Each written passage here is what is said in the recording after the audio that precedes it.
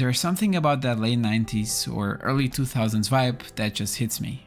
I wasn't even born in the 90s and I was a baby in the 2000s, but I can't help but feel the inevitable nostalgia of the pagers, the first cell phones, and just for a slower and simpler time. That's the feeling I get when Eun-Gyeol travels back to 1995. Sure, I can obviously relate to his life in 2023. I mean, I literally just lived through that 2 years ago, but there's something magical about those scenes in the 90s. That's one of the many beauties of time travel K-dramas, that cozy aesthetic, awesome nostalgia, and just the good vibes you feel. But for time travel stories, it's not just the cutesy moments, it's also the stakes. It's the fact that one wrong move could basically end it all. One mistake could ruin the future. I think I can safely say I've watched quite a few of the most beloved time travel K-dramas, and there's not a single one I didn't like. Twinkling Watermelon is probably my second favorite K-drama of all time, and stuff like Lovely Runner and A Time Called You don't fall too behind of that. There's just something about this subgenre that combines peace and simple times with consequence and cause and effect. I love that tension between what is, what could have been, and what must be. Take Twinkling Watermelon for example. It's got that dreamy golden hour glow of the 90s. The music, the school uniforms, the old signage, the whole making a band.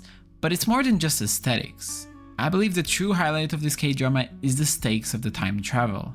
The fact that Eun-Gyeol connecting with his dad could change everything, and the fact that for some reason his dad isn't deaf yet in the past. The fact our main character didn't know about this, the fact he's gonna try his absolute best to prevent that from happening. It suddenly feels urgent. And it's not just the time travel itself, it's the way Eun-Gyeol connects with his dad as two teenagers in a band.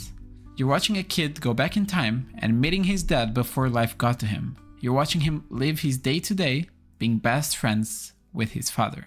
And of course, there are the beautiful and honestly fucking insanely well-written love stories in this show. The relationship between Lee-chan and Chong-ah is literally beautiful. It builds slowly across the show, it's a slow burn, it's sweet, it has cute moments, and even though you think he might like Se-kyung at first, you can't help but root for Chong-ah. And then we have Eun-Gyeol's relationship with Se-kyung, which eventually turns out to be Eun-Yu. It's literally brilliant. You spend the entire show hoping they figure out they're both from the present. You keep thinking, I wonder if they'll ever meet again in the future. Honestly, I could probably rant all day about this drama. As I said, it's one of my favorites, and I might even make a full video on it, but let's move on. In Lovely Runner, you know from the very beginning that Sanjay dies. You start in the tragedy, so when Im-sol goes back in time, you're instantly hooked. Because every moment matters. Every small decision she makes could save him or doom him again. And what makes it even better?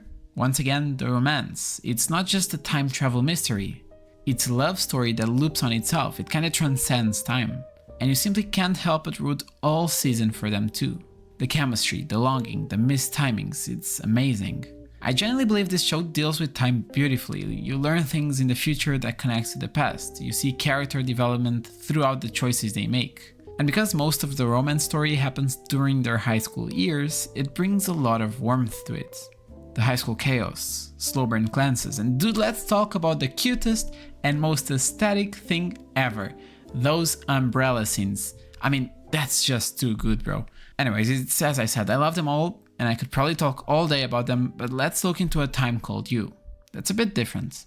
Actually, in a way, both Lovely Runner and A Time Called You are similar in the sense both need to stop a murder from happening. Minju has gotta survive in order for Junhee and her husband to work out. This drama, though, has a different overall feel. It has a really melancholic vibe to it. It doesn't rush, it's slow, it's reflective, and definitely a lot heavier, full of sad and quiet moments. And it feels like a walk through times with grief on your shoulders. Because everything reminds Junhee of her husband, and at first, none of it makes sense. The time travel mechanic in this show is also really interesting, using music to link the past to the present. The cassette song Gather My Tears by Ji-won not only became one of my favorite OSTs of all time, it became one of my favorite songs of all time. It's actually the one that's playing now, and this song unfortunately holds a very sad story behind it, as Ji-won tragically ended up committing suicide soon after releasing it. Anyways, I really believe the drama captures the sadness and sorrow and grief of this song, and uses it amazingly to connect the love story of the characters. It's genuinely beautiful.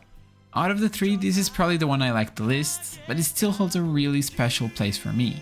The 98 setting gives me so much nostalgia, and it just feels good to be in that world. I think the second half of the show is much stronger than the first, and the ending is pretty satisfying, honestly. Anyways, time travel in K-dramas isn't just a cool plot device, it's a way to explore emotion. Regret, love, friendship, longing, second chances. And all three of these shows, they're incredible at doing just that. I just know, guys, I'll never get tired of watching and praising time travel K-dramas.